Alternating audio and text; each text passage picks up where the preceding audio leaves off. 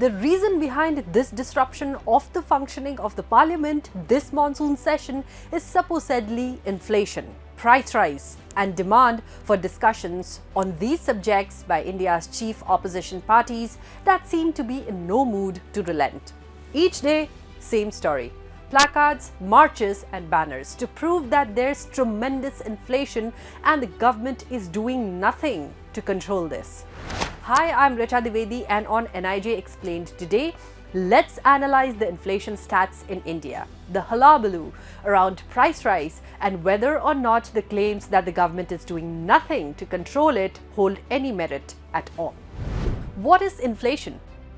As per IMF's definition, inflation is the rate of increase in prices over a given period of time. Inflation is typically a broad measure, such as the overall increase in prices or the cost of living in a country. The purchasing power of money decreases with a general increase in the prices of goods and services in an economy. Of course, there's been a rise in the prices of commodities. This is but natural, since prices will rise over a given period of time. For that matter, India is not the only country where inflation has risen.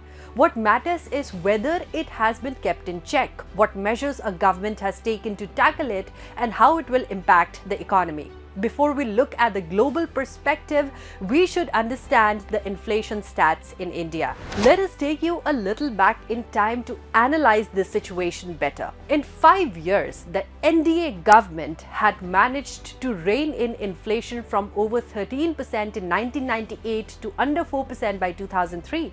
Due to the proactive policies of the Atal Bihari Vajpayee government, inflation at that time when UPA 1 came to power was 3.8%. Whereas the Indian economy was growing at the rate of 7.9%. To any government led by an economist like Manmohan Singh, these would be ideal conditions with which a strong foundation of sustained national growth could be laid. However, this was not the case, as immediately after the UPA took control, inflation started to rise. Since the previous government had left the economy in such good shape, naturally, the growth from previous years spilled over to the first few years of the UPA era. Let us take a quick look at the inflation trend in the Vajpayee government versus the UPA's regime. Now, in 1998 and 2003, between this period, this was the period of the Vajpayee government. Here, the inflation rate in 1998 was 13%, again a double-digit figure. From here, in the next 5 years, the inflation stood at 4% in 2003, a little under 4% in fact. This is how it looked like. Vajpayee government's policies were able to control inflation. They managed to keep inflation in check. Now, again in 2003, there was a change in the government. Between 2003 and 2007, that is the era of UPA 1, the inflation rose from 4% to 6.7% in the 5 years of the UPA 1. And again in 2009, inflation went all the way up to 10.8% in 2009, and in 2010 it climbed further up to 12.1%. So you see here what the Vajpayee government got in 1998 and here what the UPA regime did. So the drop in inflation was totally undone by the UPA government in the years to come. In the 10 years' time, they managed to ruin the economy single-handedly. Rather than come out with policies designed to check this wayward growth, the UPA decided to continue with its infamous non-bothered approach. In layman's terms, as far as inflation was concerned, the UPA government had actually rolled back the clock almost 10 years. During the time it was in power, the UPA focused on heavy government spending, which meant that an increase in demand was created, which was in no way matched by an increase in production. During UPA 2, that is from 2007-8 to 2013-14, the government expenditure grew by 123%. While this may be attributed to the highest ever decadal growth of the Indian economy, these high spends had a much higher cost in terms of inflation.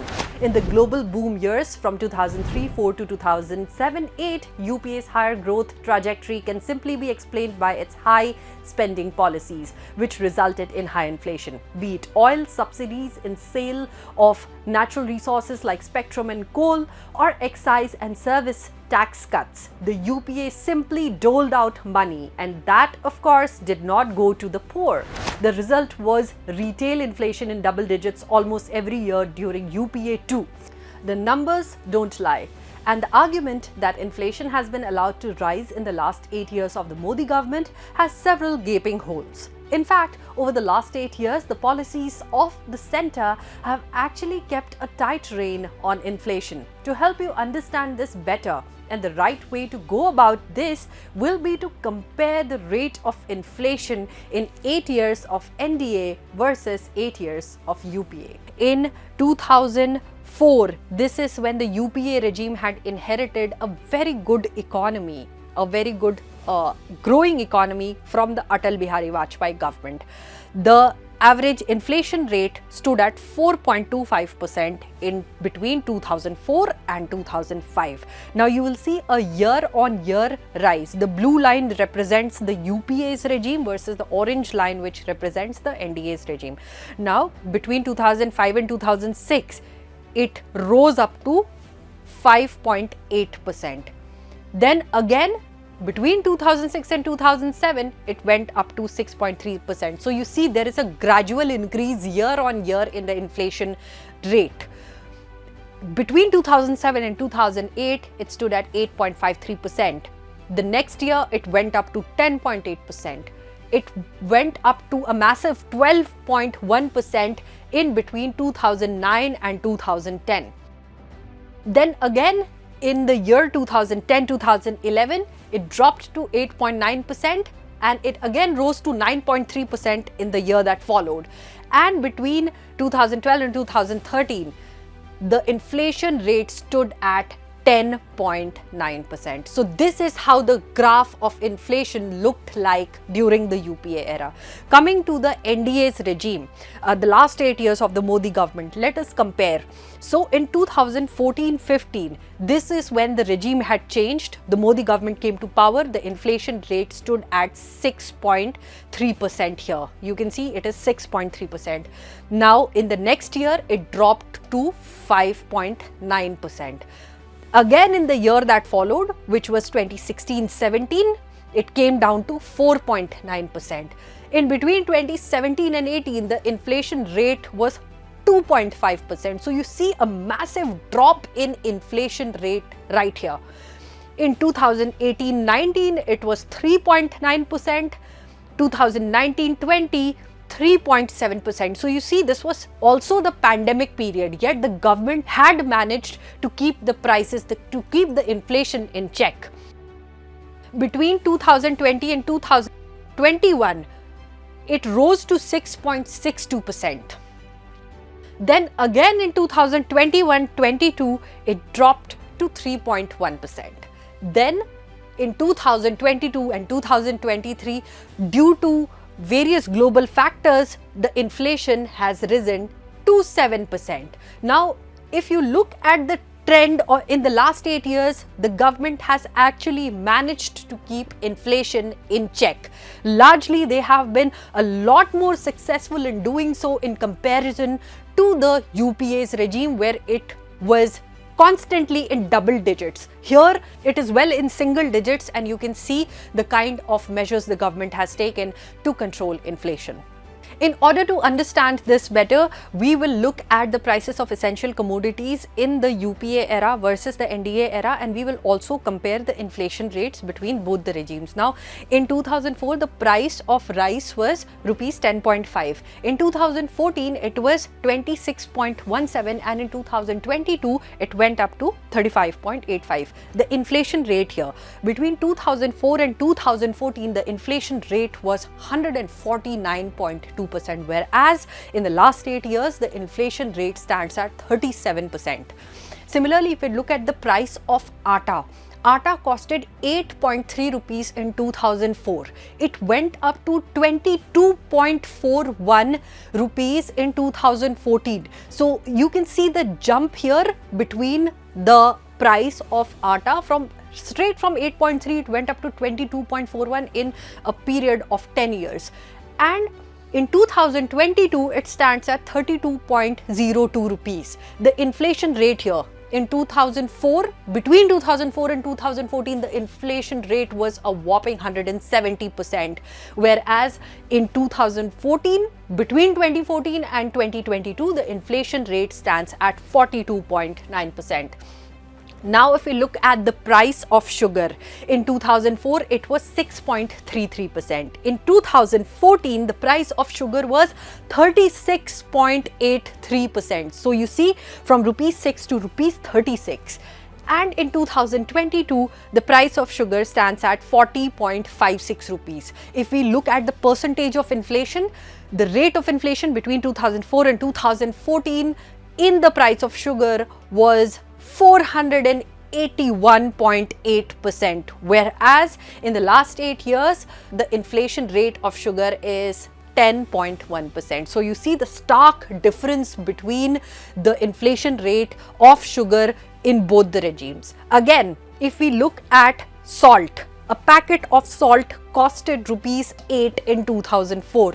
This price went up to rupees 14.94 in 2014. In 2022, the price of salt was 19.64. So if we look at the inflation rate here, between 2004 and 2014, the inflation rate was 86.8%, whereas in the Modi regime, the inflation rate of salt is 31.5%. So the numbers in the Modi era show that inflation has been checked, whereas in the UPA regime, it was largely uncontrolled. The government really did nothing to check the prices of these essential commodities.